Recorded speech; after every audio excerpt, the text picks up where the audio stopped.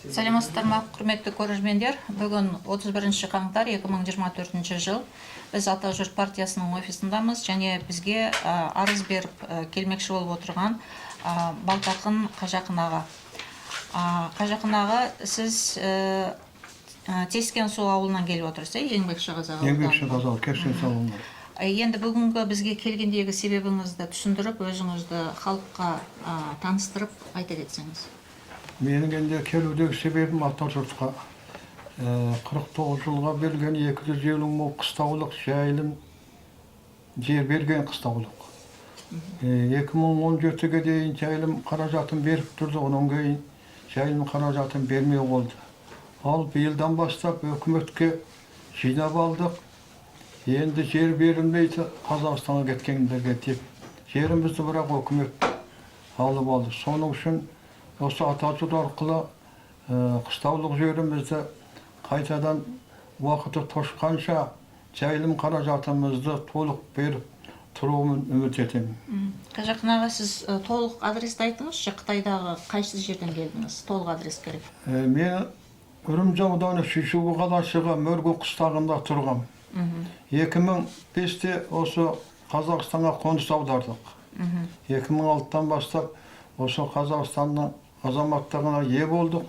Содан бергі жерді ініміз Қызырбек деген кісіге тапсырып өткенбіз. Соғысы алып беріп тұрды. 2017-ге келгенде үйлерінен адам қалған жоқ бұлардың. Жайылым қаражаты беруге болмайды деп, содан бері қарай берген жоқ деп тұр. Азыр 8 жылдық жайылым қаражатымыз берілмей тұр. Сіз соны талап етесіз? Осыны беруін талап етемін. Мына жерде 250 қыстаулық жерді сізге 49 жылға 1986 жылы берген екен. Сол кезде сізге жердің құжаты берілді ме? Соны кінашқа берген бізге. Сол кінашқаны өкімет әзір бірақ алып ап, соны... 2005 жылы сіз Қазақстанға келгенде книжка кімнің қолында қалды? Кінашқамыз ініміздің қолында болатын. Ініміз бұрын дадүйдің су жүйіп алған, сол біткен жердің пұлын алып беріп тұрған сол. Қыстаудан жер жол түскен, ол жолдың ақысында бәрін толық алып болып тұрған. 2017-те келгенде ол қаражаттың бәрі бірақ берілмейтін болды деп, кінашқан өкімет алып алды, тапсырып алды деп. Сол кезде жаңағы ауылдың, қыстақтың бастығы кім еді? Сол кезде қыстақтың бұрынғы бастығы, сол кезде менің інім дадүйдің су жүйіп алған қыстақ бастығы Мекіш деген, Медалқан деген жігіт, Медалқан Мәуітұлы. Медалқан Мәуітұлы. Медалқан Мәуітұлы дейсі? Медалқан Мәуітұлы. Тағы кім дейсіз?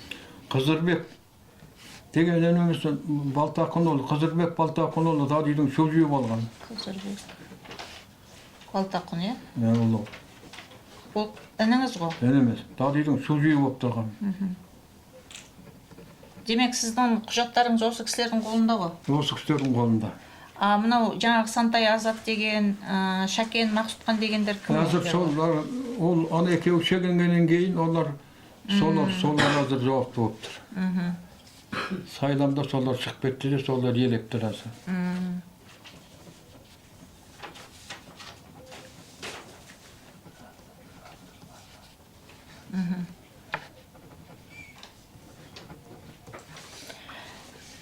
Демек, сіздің бұл құжат бойынша жерді иеленуге 2029 жылға дейін құқығыңыз бар екен, е? Заңды түрде сізге жалғасты төлеп беру керек.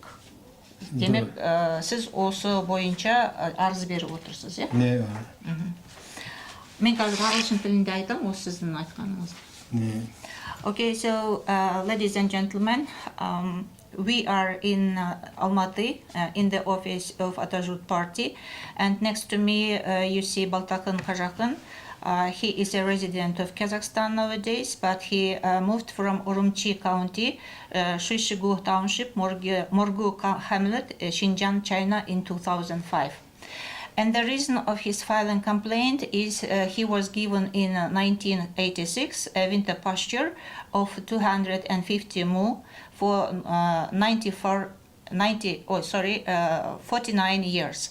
and he was given summer pastures, but unfortunately the land lease certificate was forcibly taken by the local authorities of Morgu hamlet, and that time Medilhan Mautulu and Kazırbek Baltakonulu were the heads of the hamlet. And nowadays the temporary heads of the hamlet is Santaya Azad, and his secretary's name is Shaken Maksudkhan. And as well Jeksenbek Kızı, whom he handed the land lease certificate. As well, he remembered the name of the Urumqi county's head, Bolat Abzalkhan. Жаңа Bolat Abzalkhan туралы айттыңыз, иә? Bolat Abzalkhan, Sumujidың жижаңы. Who was responsible for the land lease policy.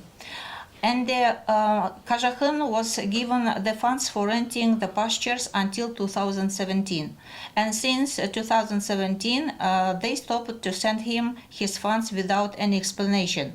And thus, they have been violating his legal rights for owning the pastures until the expired date of the land lease agreement, that is in 2029. Therefore, he demands from the local authorities of Morgu hamlet, Urumqi County, consider his case and paid him funds for pastures for the period of 2017 till 2024, then continuously till the expired date in 2029. Thanks for attention.